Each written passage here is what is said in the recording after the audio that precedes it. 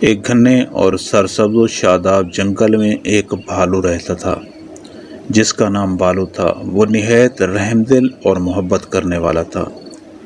اسے دوسروں کی تکلیف کبھی برداشت نہیں ہوتی تھی اور ہمیشہ ہر کسی کی مدد کو تیار رہتا تھا۔ اس کا دل ایسا تھا جیسے جنگل کا سب سے بڑا درخت جس کی چھاؤں میں سب آرام پاتے تھے۔ بالو کا ایک قریبی دوست تھا بندر، جس کا نام میکو تھا۔ میکو شرارتی، چلاک اور چلبلا تھا اور دونوں کی دوستی جنگل بھر میں مشہور تھی۔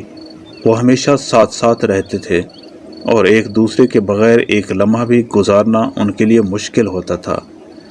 ان کی دوستی میں ہنسی مزاح کے ساتھ ساتھ گہری محبت اور ہمدردی کا جذبہ بھی شامل تھا۔ ایک دن جب دونوں جنگل میں پھلوں کی تلاش میں نکلے تھے، بالو نے میکو سے کہا، یار میکو، آج کا دن بہت خوبصورت ہے، کیوں نہ ہم آج کچھ نیکی کا کام کریں؟ میکو نے شرارتی انداز میں جواب دیا، نیکی، اور وہ بھی آج؟ کیا تمہیں یاد ہے کہ آج ہم نے آم کے درخت پر چھلانگ لگانے کا مقابلہ کرنا تھا؟ بالو نے مسکراتے ہوئے کہا، ہاں یاد ہے، لیکن مجھے لگتا ہے کہ آج ہمیں کسی کی مدد کرنی چاہیے۔ ہو سکتا ہے کہ جنگل میں کوئی ہماری مدد کا انتظار کر رہا ہو۔ میکو نے تھوڑی دیر کے لیے سوچا، پھر کہا، چلو ٹھیک ہے، تم ہمیشہ دل کی سنتے ہو، دیکھتے ہیں آج ہمیں کون اپنی مدد کے لیے بلاتا ہے۔ اسی دوران انہیں ایک ہرن کی درد بھری آواز سنائی دی۔ وہ فوراً آواز کی طرف دوڑے۔ جب وہ وہاں پہنچے تو دیکھا کہ ہرن کے بچے کا پاؤں ایک جھاڑی میں پھنس گیا تھا اور وہ بری طرح زخمی ہو چکا تھا۔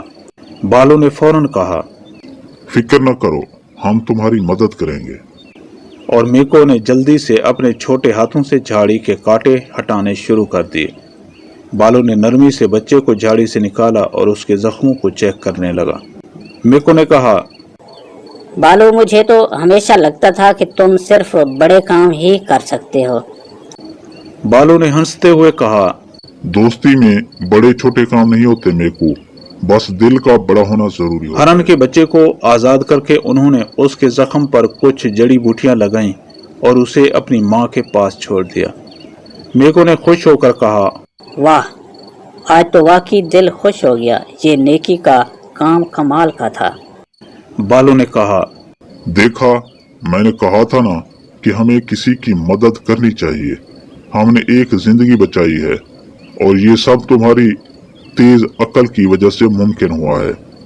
میکو نے فخر سے کہا، ہاں، میں نے سوچا تھا کہ تمہارے ساتھ کچھ سیکھنے کو ملے گا، لیکن آج تو میں نے سیکھا ہے کہ اصل خوشی دوسروں کی مدد کرنے میں ہے۔ بالو نے مسکراتے ہوئے جواب دیا، اور یہی دوستی کا سب سے بڑا سبق ہے میکو۔ جب دوست ایک دوسرے کے ساتھ مل کر دوسروں کی مدد کرتے ہیں تبھی وہ سچی خوشی پاتے ہیں۔ اس دن کے بعد سے بالو اور میکو کی دوستی مزید مضبوط ہو گئی۔ وہ دونوں ہمیشہ ایک دوسرے کے ساتھ کھڑے رہتے اور جہاں بھی ضرورت ہوتی اپنی نیکی سے دوسروں کی مدد کرتے۔ جنگل کے جانور انہیں نیک دل دوست کہہ کر پکارتے تھے اور ان کی دوستی کو ایک مثال سمجھتے تھے۔ یہ کہانی ہمیں سکھاتی ہے کہ دوستی صرف ہنسی مزاح یا ساتھ وقت گزارنے کا نام نہیں، بلکہ ایک دوسرے کا خیال رکھنے اور ضرورت مندوں کی مدد کرنے کا بھی نام ہے۔